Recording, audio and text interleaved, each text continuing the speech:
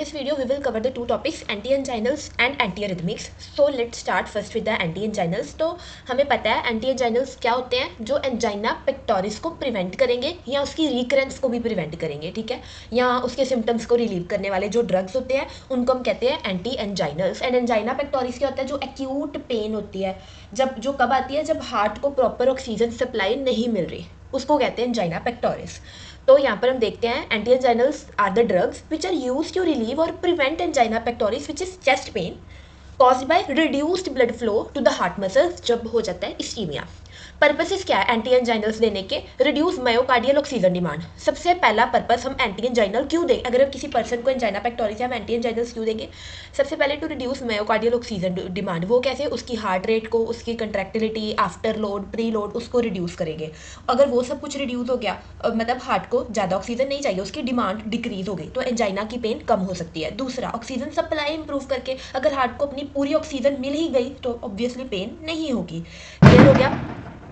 अब हमारे पास होते हैं टाइप्स ऑफ एंटी एंजाइनल्स. 3 टाइप्स हैं: nitrates, beta blockers, calcium channel blockers. Nitrates में कौन आते हैं? Glyceryl trinitrate, आइसोसोर्बाइड dinitrate. Beta blockers में सारे प्रोप्रानोलॉल, बेटोलॉल, मेटोप्रोलोल, टीनोलॉल. कैल्शियम चैनल ब्लॉकर्स में अमलोडिपिन, निफेडिपिन, वेरापेमिल. क्लियर है? एंटी एंजाइनल्स क्या है, उसके पर्पसेस क्या है, उसकी 3 टाइप्स और उनमें कौन से ड्रग्स आ रहे हैं. इसका अब है मैकेनिज्म ऑफ एक्शन. तो एंटी एंजाइनल ड्रग्स हमने पर्सन को दिए. They will reduce the myocardial oxygen demand और इंक्रीज ऑक्सीजन सप्लाई. हमने 2 पर्पसेस पढ़े थे, ठीक है. अब पहला ये क्या करेंगे, ऑक्सीजन डिमांड को कैसे रिड्यूस करेंगे? By reducing the heart workload. उसकी हार्ट रेट, उसकी कंट्रैक्टिलिटी, प्री लोड, आफ्टर लोड, इसको डिक्रीज करके. और इन उन दोनों हमने अभी 3 टाइप्स पढ़ी ना, बीटा ब्लॉकर्स और कैल्शियम चैनल ब्लॉकर्स से, जो उनमें से वो हार्ट वर्कलोड को रिड्यूस करते हैं, मतलब कि वो ये वाला मैकेनिज्म फॉलो कर रहे हैं, ऑक्सीजन डिमांड को कम कर रहे हैं, ठीक है. बट वही अगर हम नाइट्रेट्स की बात करें, वो ये वाला मैकेनिज्म, दूसरा वाला, इंक्रीज ऑक्सीजन सप्लाई, इसको फॉलो कर रहे हैं by dilating the coronary arteries. उससे क्या होगा? Blood flow to the heart muscles increases. ये 2 चीज़ें क्लियर होगी. जो beta blocker, calcium channel blockers हैं, वो ऑक्सीजन डिमांड रिड्यूस करें. जो नाइट्रेट्स है वो ऑक्सीजन सप्लाई इंक्रीज करें. अब हम पढ़ेंगे 3 क्लासेस उनमें से एक ड्रग. सबसे पहले हम नाइट्रेट्स में से पढ़ेंगे नाइट्रोग्लिसरिन. इसका यूज़ क्या है? Relief and prevention of angina pectoris. तो मेन है, अगर किसी को भी एंजाइना वाली पेन होती है ना, तो हम सबसे पहले उसको एंटीजिक दे देते होते हैं. मैकेनिज्म ऑफ एक्शन क्या है नाइट्रोग्लिसरीन का? It converts to nitric oxide. जो ये नाइट्रिक ऑक्साइड अब बन गया है ना, ये वेजोडाइलेशन कॉज करेगा. अगर खुद देखो, अगर ब्लड वेसल्स डायलेट होगी तो हार्ट पे वो प्रेशर नहीं पड़ेगा. मतलब एक होता आफ्टर लोड, एक प्री लोड. वेजोडाइलेशन हो गया तो जो हार्ट ने पंप किया ब्लड, वो भी आराम से चले जाएगा, मतलब आफ्टर लोड भी रिड्यूस हो गया. और जो हार्ट की तरफ आ रहा है ब्लड, वो भी अब उसका प्रेशर भी रिड्यूस हो जाएगा, मतलब प्री लोड भी रिड्यूस हो जाएगा. एंड जिसके कारण क्या होगा, हार्ट को कम काम करना पड़ेगा, उसकी जो ऑक्सीजन डिमांड है वो रिड्यूस हो जाएगी, जो हम चाहते हैं.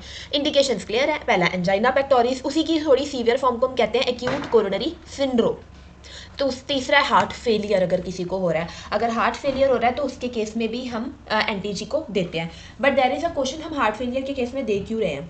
क्योंकि ये क्या कर रहा है, वेजोडाइलेशन कॉज कर रहा है, जिसके कारण pre load and after load reduce हो रहा है. तो जो हार्ट फेलियर है वो वर्सन नहीं होगा, वो थोड़ा थोड़ा ठीक होना स्टार्ट हो जाएगा, क्योंकि हार्ट पे वर्कलोड कम हो रहा है. Contraindication hypotension. ये क्या कर रहा है एंटीजी? बेसिकली क्या कर रहा है यहाँ पर? हार्ट रेट को, वर्कलोड को, कंट्रैक्टिलिटी को रिड्यूस कर रहा है ना, तो हाइपोटेंशन में हम नहीं देंगे. ऑलरेडी पर्सन हाइपोटेंसिव है, हम हार्ट रेट और कंट्रैक्टिलिटी कम नहीं कर सकते. सीवियर एनीमिया क्यों नहीं देंगे? खुद देखो, एनीमिया, सीवियर एनीमिया मतलब आरबीसी कम है. आरबीसी में क्या होता है? हीमोग्लोबिन, जो ऑक्सीजन सप्लाई करवाता है. अगर ऑलरेडी वो कम है, ऊपर से हम ये बीपी कम करवाई जा रहे हैं, तो टिश्यूज को ऑक्सीजन पहुंचेगी? नहीं पहुंचेगी. हेड इंजरी में भी नहीं देते. ये थोड़ा डिफरेंट एक्सेप्शनल सा केस है कि हेड इंजरी में हम इसलिए नहीं देते क्योंकि ये क्या करता है, सेरिब्रल जो ब्लड वेसल्स होती है उनकी भी वेजोडाइलेशन करवा देता है, जिसके कारण वहां पर ब्लड फ्लो इंक्रीज हो जाता है और आईसीपी, इंट्राक्रेनियल प्रेशर इंक्रीज हो जाएगा, जो हम नहीं चाहते. तो क्या कर रहा है, सेरिब्रल ब्लड फ्लो को इंक्रीज करवा रहा है बाय वेजोडाइलेटिंग दैम, इसलिए हम नहीं देते. आईसीपी इंक्रीज हो जाता है. एडवर्स इफेक्ट सेम होते हैं, headache, dizziness, hypotension, flushing, reflex tachycardia. Reflex tachycardia मतलब यहाँ पर क्या होना चाहिए था? होना तो ब्रेडिकार्डिया चाहिए था ना, हार्ट रेट कम कर रहे हैं. बट यहाँ पर अब बॉडी हमारी कंपेंसेट करने की कोशिश करेगी. वो कहेगी कि हार्ट रेट भी कम है, कंट्रैक्टिलिटी कम है, सब कुछ, वेजोडाइलेशन हुई पड़ी है, कंपेंसेट करेगी, हार्ट रेट को इंक्रीज कर देगी उल्टा. उसको कहते हैं रिफ्लेक्स टैकीकार्डिया, कंपेंसेट करने के लिए. डोज कितना देंगे एंटीजी का? सबलिंगुअल 0, ये तो बहुत इंपॉर्टेंट है, 0.3 to 0.6 mg एवरी 5 मिनट, और इसके 3 डोसेस दे सकते हैं इन 15 मिनट्स मैक्सिमम. एंटीजी क्लियर है। पहला है अगर किसी को एंजाइना पेक्टोरिस है, कैसे वर्क कर रही है, नाइट्रिक ऑक्साइड जो वेजोडाइलेशन कर रहा है, वर्कलोड कम कर रहा है, क्लियर। उसके बाद है बीटा ब्लॉकर्स में से हम एक पढ़ेंगे मेटोप्रोलोल। इसका यूज़ क्या है, long term prevention of angina, reduce workload on the heart. ये भी वर्कलोड हार्ट पे रिड्यूस करिए कैसे पर, ये जो बीटा ब्लॉकर है ये बीटा 1 रिसेप्टर्स को ब्लॉक कर देगी, और जो बीटा 1 रिसेप्टर्स है अगर वो ब्लॉक हो गए तो क्या कुछ होता है, हार्ट रेट, कंट्रैक्टिलिटी सब कुछ कम, जिसके कारण क्या होगा, मायोकार्डियल ऑक्सीजन डिमांड रिड्यूस। क्योंकि हमने देखा ये बीटा ब्लॉकर्स और जो कैल्शियम चैनल ब्लॉकर्स है वो दोनों फर्स्ट वाला मैकेनिज्म फॉलो कर रहे थे, जो कि क्या था, ऑक्सीजन डिमांड को रिड्यूस करना बाय द हार्ट, कैसे, हार्ट रेट, कंट्रैक्टिलिटी और वर्कलोड को रिड्यूस करके। तो ये भी वही चीज़ कर रही है, बीटा रिसेप्टर्स को ब्लॉक कर दिया जिसके कारण heart rate and contractility reduce हो गई, और इन टर्न वही जो हम चाहते थे। तो ये भी एंजाइना पेक्टोरिस, हाइपरटेंशन, एमआई के केस में, अरिथमिया के केस में दे सकते हैं। कॉन्ट्राइंडिकेशंस, ब्रेडिकार्डिया, पहले किसी की हार्ट रेट कम है, ऊपर से हम और कम थोड़ा करेंगे, हार्ट ब्लॉक, पहले कंडक्शन सिस्टम वर्क नहीं कर रहा, हार्ट बिल्कुल फेल होने वाला है, तो ऊपर से हम इनको दे जा रहे हैं, that would worsen the condition. Asthma में हम इसलिए नहीं देते क्योंकि कुछ बीटा ब्लॉकर्स जो हैं वो ब्रोंको कंस्ट्रिक्शन करवा देते हैं, तो एयरवे बिल्कुल ही कंस्ट्रिक्ट हो जाएगा, इसीलिए क्योंकि बीटा रिसेप्टर्स लंग्स में भी प्रेजेंट होते हैं। Severe hypotension, again same, adverse effect same है, डोज पता होना चाहिए 50 to 100 mg पर डे। ये आप बीटा ब्लॉकर्स हमने कौन सा पढ़ा, मेटाप्रोलोल। किया क्या, बीटा रिसेप्टर्स को ब्लॉक कर दिया, जिसके कारण वही हुआ जो हमें पता है, हार्ट रेट, कंट्रैक्टिलिटी रिड्यूस, और जिसके कारण oxygen demand reduce. Same indication, Contra indication mostly तो सेम ही है। फिर आता है कैल्शियम चैनल ब्लॉकर्स। ये तुम्हें पता है कैल्शियम चैनल ब्लॉकर्स क्या कर रहे थे, ये भी ऑक्सीजन डिमांड को रिड्यूस कर रहे थे। तो प्रिवेंट एंजाइना, ये भी इसका यूज़ किया एंजाइना को प्रिवेंट करना by improving the coronary blood flow.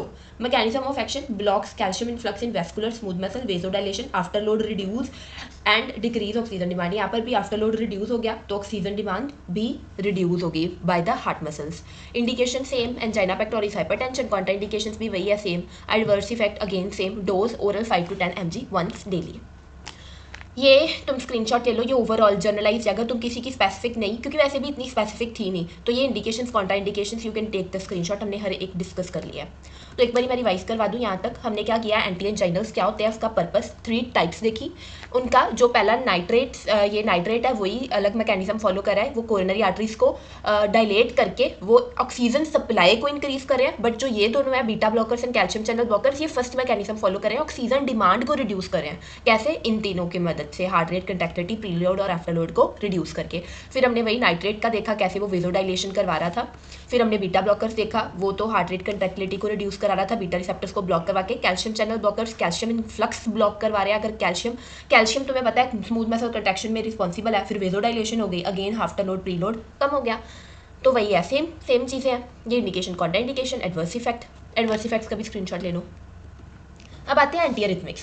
एंटीअरिथमिक्स वो वाले ड्रग्स होते हैं जो उन पेशेंट्स को देते हैं जिनको अरिथमिया है। अरिथमिया में क्या आता है, एबनॉर्मल हार्ट रिदम, जैसे ब्रेडिकार्डिया या टैकीकार्डिया, उन पेशेंट्स में हम फिर एंटी अरिथमिक्स ड्रग देते हैं। तो antiarrhythmic drugs are the medicine which are use to treat और प्रिवेंट एबनॉर्मल हार्ट रिदम्स, मतलब arrhythmia such as too fast, too slow और इरेगुलर हार्ट बीट। तो इनका पर्पस या यूज़ क्या है एंटी अरिथमिक ड्रग्स का, सबसे पहले नॉर्मल हार्ट रिदम को वापस से लेकर आना, हार्ट रेट को कंट्रोल करना, रिकरेंस ना हो अरिथमिया की, एक उसके लिए, and improve the heart efficiency and prevent complications like cardiac arrest और स्ट्रोक। क्लासिफिकेशन, अब ये 5 क्लासेस है, class 1, 2, 3, 4, 5।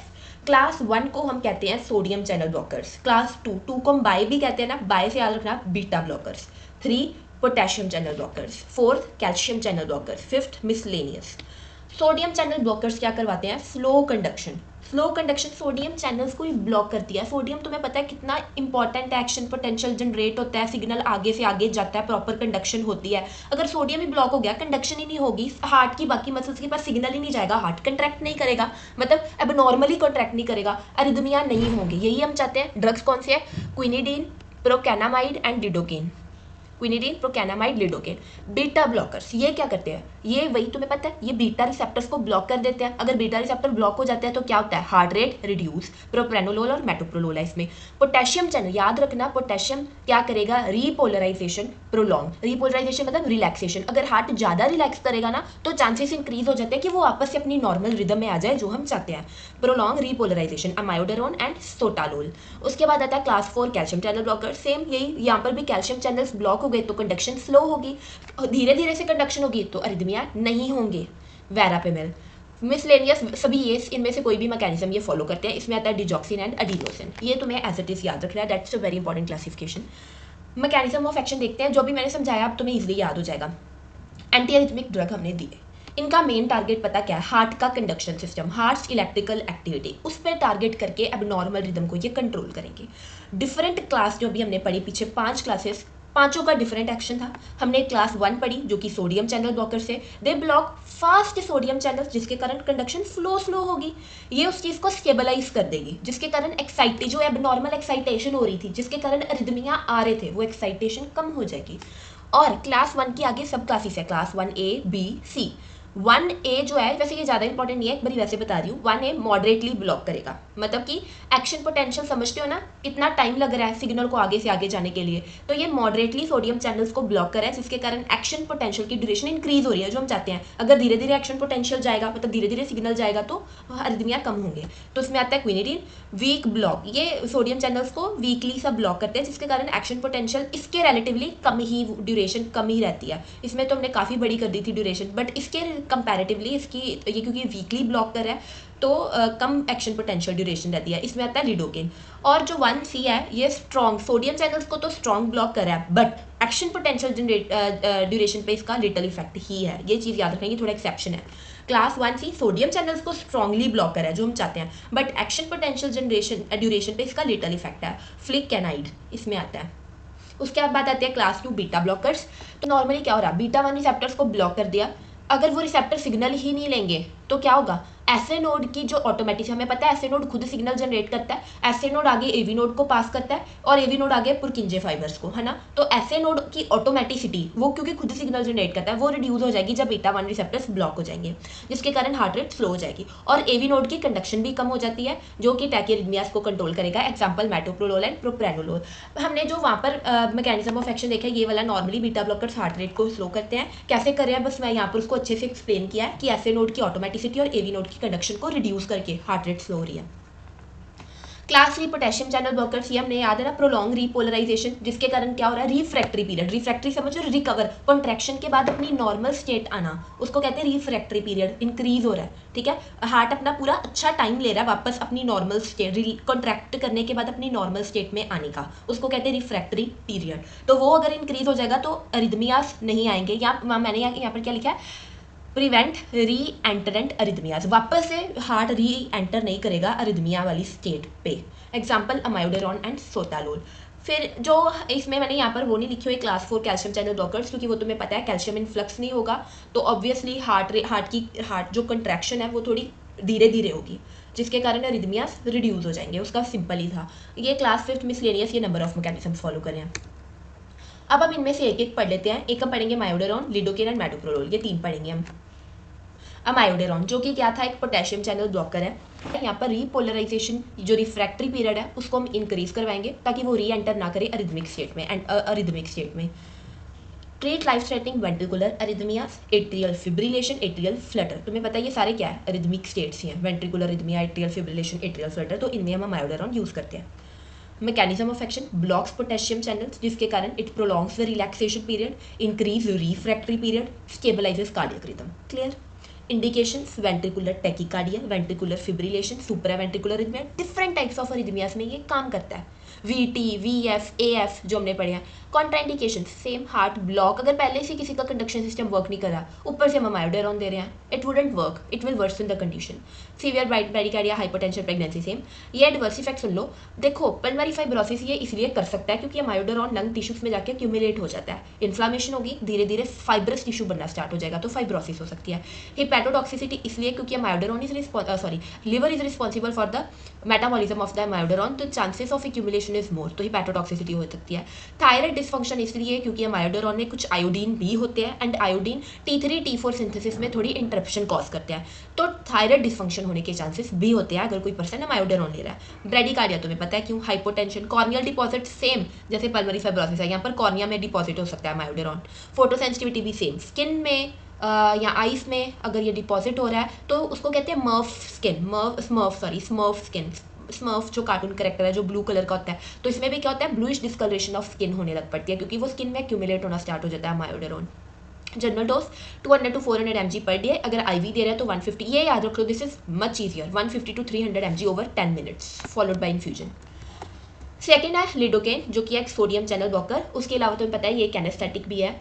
Use treat acute ventricular अरिथमियास, ये तुम्हें अगर कुछ स्पेसिफिक है तो वो याद रखना ही पड़ेगा। मैकेनिज्म ऑफ एक्शन तुम्हें पता है, सोडियम चलता है, blocks fast sodium channels, slow conduction हो जाएगी जिसके कारण suppress ectopic ventricular activity. Ectopic समझते हो, जहाँ से मेन सिग्नल कहाँ से निकलते हैं, AV node and SA node से, उनकी जगह अगर कोई हार्ट के दूसरे भी सेल्स एक्टिव होकर खुद से अपने इलेक्ट्रिकल सिग्नल्स जनरेट करें, एक्टोपिक उनको कहते हैं। क्योंकि वहाँ क्यों कर रहे हैं ऐसा, वो खुद से इलेक्ट्रिसिटी कैसे जनरेट कर सकते हैं, क्योंकि वहाँ पर सोडियम चैनल्स बहुत फास्ट हुए पड़े हैं, तो बहुत वो खुद से इलेक्ट्रिसिटी बनाई जा रहे हैं। तो वो क्या करेगा, it will suppress the ectopic ventricular activity. इसीलिए एक्टोपिक वेंट्रिकुलर, इसलिए ये मेन इसका क्या है, वेंट्रिकुलर अरिथमियास को क्योर करना है। ऐसे तुम लिंक बनाकर याद करो। सो लिडोकेन का मेन है टू ट्रीट एक्यूट वेंट्रिकुलर अरिथमियास, क्योंकि ये एक्टोपिक वेंट्रिकुलर, जो एक्टोपिक ऐसे के हाइपर एक्टिव सेल्स जो वेंट्रिकल्स में प्रेजेंट है उनको सप्रेस करेगा। Indication ventricular tachycardia, ventricular fibrillation. देखो अगर तुमने ध्यान रखा हो तो मायोडरोन एट्रियल फिब्रिलेशन, एट्रियल फ्लटर में भी था और वेंट्रिकुलर अरिथमियास में भी था, बट जो लिडोकेन है सिर्फ वेंट्रिकुलर टैकीकार्डिया वेंट्रिकुलर फिब्रिलेशन में है। क्लियर है? कॉन्ट्राइंडिकेशन सेम जो अभी तक हम पढ़ रहे हैं, एडवर्स इफेक्ट वही है, but general dose IV 1 to 1.5 mg per kg bolus. Metoprolol beta blockers, ये क्या करते हैं, control heart rate and prevent arrhythmias, जो कि हमें पता है, also for angina and post MI. Mechanism of action, selectively block beta 1 receptors, जिसके कारण क्या होगा, हमने देखा था एसए नोड एवी नोड की activity reduce, heart rate and contractility reduce, oxygen demand कम होगी। सेम है, ये तो पता है हमें। इंडिकेशंस, मुझे लगता है कि हमने इतनी बड़ी मैकेनिज्म ऑफ एक्शन कर लिया ड्रग्स का कि अब तो तुम्हें यही याद हो जाएगा। इंडिकेशंस ये भी सेम मायोडोरॉन की तरह, देखो supraventricular tachycardia, atrial fibrillation flutter, post MI arrhythmia, hypertension angina, सब में दे रहे हैं, एट्रियल एंड वेंट्रिकुलर दोनों के अरिथमियास में दे रहे हैं। Contraindication bradycardia, heart block, hypotension, ये अब तुम्हें क्लियर हो गया क्यों और कैसे है। General dose 25 to 100 mg twice daily, IV अगर दे रहे हैं तो 5 mg every 2 minute as needed. I hope it is clear. बस इसमें हम सिर्फ टैकीकार्डिया का ध्यान वेंट्रिकल्स का ध्यान रखेंगे, इनमें एट्रिया वेंट्रिकल दोनों के अरिथमियास और इसमें भी एट्रिया वेंट्रिकल दोनों के अरिथमियास है।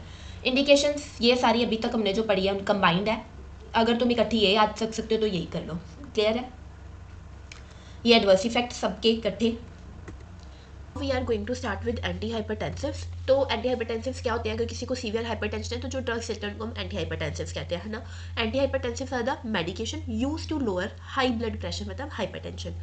पर्पस क्या है, पहला purpose reduce blood pressure to normal range, ये तो क्लियर है। Second, to prevent the complications of hypertension, stroke, heart attack, kidney damage, heart failure हो सकता है, इन सभी कॉम्प्लिकेशंस को कम करने के लिए।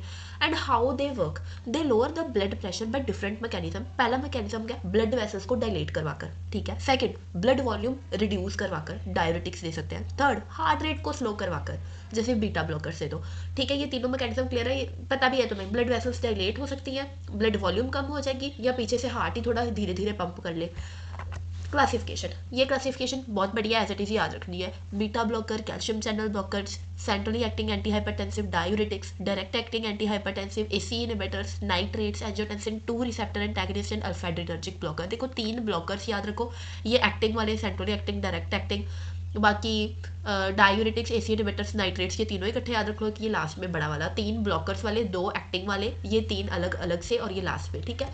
Mechanism of action of anti hypertensives, I hope it is visible to you.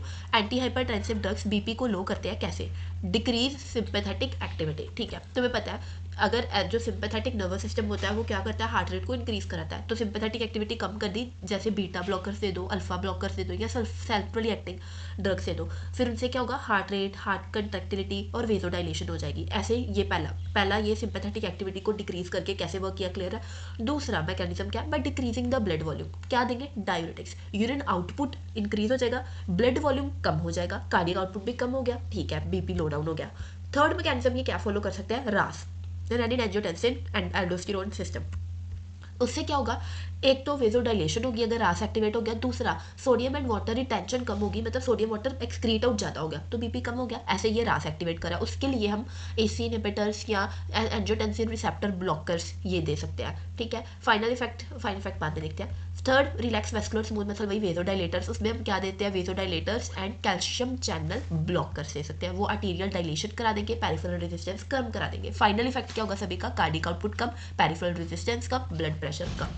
ये तुमने एज इट इज लिखना है। एंटी हाइपरटेंसिव बीपी को लो डाउन तो कर रहे हैं, कैसे कर रहे हैं और जो मैकेनिज्म फॉलो कर रहे हैं उनमें कौन कौन से ड्रग आ रहे हैं, सिंपैथेटिक नर्वस सिस्टम को कम करने वाले ड्रग कौन से हैं, वेजोडाइलेशन वाले ड्रग्स कौन से हैं, रास पे एक्ट करने वाले ड्रग्स कौन से हैं, वो यहाँ लिखे हुए हैं। क्लियर।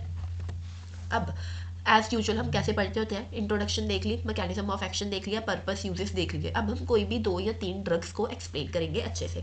पहले हम पढ़ेंगे एक डायरेटिक्स कवर कर लेते हैं। डायरेटिक्स में पढ़ेंगे थायराइड डायरेटिक, इसमें एक ड्रग पढ़ लेते हैं हाइड्रोक्लोरोथायराइड, थायराइड डायरेटिक की एक एग्जांपल पढ़ रहे हैं हाइड्रोक्लोरोथायराइड। तो होगा क्या, अब ये क्या करेगा, एक डायरेटिक है, सोडियम एंड वाटर एक्सक्रीशन को इंक्रीज करवा देगा, ब्लड वॉल्यूम कम होगी तो बीपी कम हो गया। क्लियर, ठीक है, इतना तो क्लियर है। इंडिकेशन क्या है, कब हम यूज करवाना चाहते हैं इसको, हाइपरटेंशन, अडीमा, ओस्टियोपोरोसिस या किडनी स्टोन्स में। ओस्टियोपोरोसिस या किडनी स्टोन्स में हम इसलिए क्योंकि थायराइड डायरेटिक्स कैल्शियम को एक्सक्रीट आउट नहीं करवाते, क्योंकि मोस्टली डायरेटिक्स क्या करते हैं, जो अगर एक्सक्रीट आउट करते हैं तो सभी इलेक्ट्रोलाइट्स को कर देते हैं, sodium potassium calcium.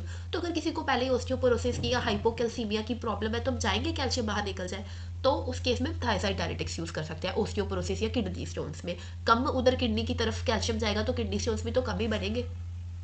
Contraindication and hyper sensitivity या ऑलरेडी हाइपर कैल्सीमिया हुआ पड़ा है फिर नहीं देंगे। एडवर्स इफेक्ट, हाइपोकैलीमिया, बाकियों को तो ये बाहर निकाल रहा है ना, पोटेशियम बाहर निकल गया तो हाइपोकैलीमिया हो गया, ना सोडियम बाहर निकल गया तो हाइपोनेट्रीमिया हो गया ना, हाइपर यूरिसीमिया। इसको समझो, जो थायराइड डायरेटिक होते हैं ये यूरिक एसिड के साथ कंपीट करते हैं। थायराइड डायरेटिक कहता है मेरा काम हो गया, मैंने अब बाहर निकलना है, और फिर वो कंपीट करने लग पड़ते हैं यूरिक एसिड से, तो उससे क्या होता है, यूरिक एसिड बाहर नहीं निकल पाता, तो वो अंदर ही रहेगा तो हाइपर यूरिसीमिया हो जाएगा। ये एडवर्स इफेक्ट है। Dose 12.5 to 50 mg per day इतना डायरेटिक्स हम देते हैं। दूसरा हम पढ़ ले, अब हम पढ़ते हैं बीटा ब्लॉकर्स को। हम पढ़ रहे हैं उनकी क्लास कौन सी, cardio selective beta blocker. Cardio selective इसलिए कह रहे हैं क्योंकि कुछ बीटा ब्लॉकर्स जो होते हैं वो लंग्स पे भी इफेक्ट करते हैं, वहाँ पर दे कैन कॉज ब्रोंको मतलब ब्रोंकोकंस्ट्रिक्शन कॉज करते हैं, बट हम सिर्फ यहाँ पर कार्डियो सिलेक्टिव बोले क्योंकि इनका सिर्फ इफेक्ट हार्ट पे आएगा, ठीक है, वहाँ पर ये सिर्फ जो भी इन्होंने करना कर रहे हैं। तो ड्रग जो हम कार्डियो सिलेक्टिव बीटा ब्लॉकर्स में पढ़ रहे हैं that is atenolol. Mechanism of action क्या होता है तुम्हें पता है, नॉर्मली हमने पहले पढ़ा हुआ है इमरजेंसी ड्रग्स में कि जब बीटा 1 रिसेप्टर स्टिमुलेट होता है तो हार्ट रेट एंड कंट्रैक्टिलिटी इंक्रीज होती है, बट जब हमने बीटा ब्लॉकर्स ही दे दिए वो रिसेप्टर्स ब्लॉक ही हो गए तो अब उल्टा होगा, अब हार्ट रेट एंड कंट्रैक्टिलिटी डिक्रीज जिसके कारण कार्डियक आउटपुट डिक्रीज। तो फिर हम ये कब देंगे, हाइपरटेंशन के केस में, या हम जब हार्ट को चाहते हैं कि वो रेस्ट कर ले, एंजाइना या पोस्ट एमआई अभी भी मायोकार्डियल इंफार्क्शन हुआ है तब हम चाहते हैं इस पे वर्कलोड कम हो, तो तब हम जाएंगे कार्डियक आउटपुट रिड्यूस हो इनके केसेस में। कॉन्ट्राइंडिकेशन, कब हम चाहते हैं बिल्कुल हार्ट रेट कंट्रैक्टिलिटी कम ना हो, ऑलरेडी ब्रेडिकार्डिया, हार्ट ब्लॉक है या अस्थमा में, अस्थमा में इसलिए वही वैसे ये ब्रोंकोडायलेशन कॉज करता है, बट अगर रिसेप्टर ब्लॉक कर दिए तो ब्रोंको कंस्ट्रिक्शन हो जाएगी तो अस्थमा में नहीं दे सकते। एडवर्स इफेक्ट ब्रेडिकार्डिया हो सकता है बिल्कुल ही, ठीक है, fatigue, hypotension, dose 25 to 100 mg per day. Calcium channel blocker drug हम पढ़ रहे हैं अमलोडिपिन। मैकेनिज्म ऑफ एक्शन, तो तुम्हें पता है कैल्शियम कितना इंपॉर्टेंट होता है, जितना कैल्शियम इंट्रासेलुलरली प्रेजेंट होगा उतनी अच्छे से कॉन्ट्रैक्शन होगी, बट कैल्शियम चैनल्स को तो ब्लॉक कर दिया, अब कॉन्ट्रैक्शन होगी, अब डायलेशन होगी, आर्टीरियोलर वेजो डायलेशन होगी, जिसके कारण वेजो डायलेशन होगी, पेरिफेरल रेजिस्टेंस रिड्यूस हो जाएगी तो बीपी रिड्यूस हो जाएगा। तो इसीलिए हाइपरटेंशन में एंड अगेन एंजाइना वाली जो पेन हो रही है उसके केस में दे सकते हैं। Contraindications, hyper sensitivity and adverse effect क्या हो सकता है, बहुत ही ज्यादा वेजोडाइलेशन होगी तो एडिमा नहीं होना स्टार्ट हो जाएगा, फ्लूइड इधर से उधर आपसे शिफ्ट हो जाएगा, इंटरस्टिशियल स्पेसेस में चला जाएगा तो पेरिफेरल एडिमा हो सकता है, हेडेक एंड डिजीनेस हो सकती है, डायलेशन कर दी ज्यादा ही, बीपी कम हो गया तो सिनकोप एंड डिजीनेस हो सकती है। Dose 5 to 10 mg per day. Indications के कंबाइंड है ताकि तुम्हें अगर स्पेसिफिक नहीं याद रही तो तुम यहाँ से उठा सको, मैं चाहती हूँ कि तुम इनको अच्छे से कर लो। वही अभी हमने पढ़ा प्राइमरी हाइपरटेंशन या central hypertension, secondary hypertension due to kidney disease, कोई भी तरह की प्राइमरी हाइपरटेंशन सेकेंडरी हाइपरटेंशन में इनको दे सकते हैं, ठीक है। Heart failure to reduce cardiac workload and prevent complications, clear है वही क्योंकि हार्ट रेट एंड कंट्रैक्टिलिटी को रिड्यूस कर रहे थे। पोस्ट मायोकार्डियल इंफार्क्शन वो भी समझ आ गया, एंजाइना देख लिया था, chronic kidney disease, diabetic nephropathy, तब हम चाहते हैं कि वहाँ पर अगर प्रोलॉन्ग हाइपरटेंशन होती है तो तुम्हें पता है ना कि किडनी पे कितना गंदा इफेक्ट पड़ता है, तो इसलिए सीकेडी या डायबिटिक नेफ्रोपैथी के केस में बीपी को रिड्यूस करना चाहते हैं ताकि किडनीज की कंडीशन और खराब ना हो हाइपरटेंसिव इमरजेंसीज में। चलो ये तो तुम्हें पता है। कॉन्ट्राइंडिकेशन वही प्रेगनेंसी या हाइपरसेंसिटिविटी, अस्थमा, सीओपीडी चीज क्लियर होगी, तो रीनल या हेपेटिक पेमेंट, इन्होंने तो मेटाबॉलिज्म एंड एक्सक्रीशन करानी है, अगर यही वर्क नहीं करे तो नहीं देंगे। ब्रेडिकार्डिया, हार्ट ब्लॉक, ये हमने सारा कुछ देख लिया, ये सारे एडवर्स इफेक्ट है इनको देख लो। हाइपरटेंशन हो सकती है ज्यादा दे दिया, dizziness, syncope, fatigue, headache, peripheral oedema, अरिथमियाज, electrolyte imbalance हो सकता है।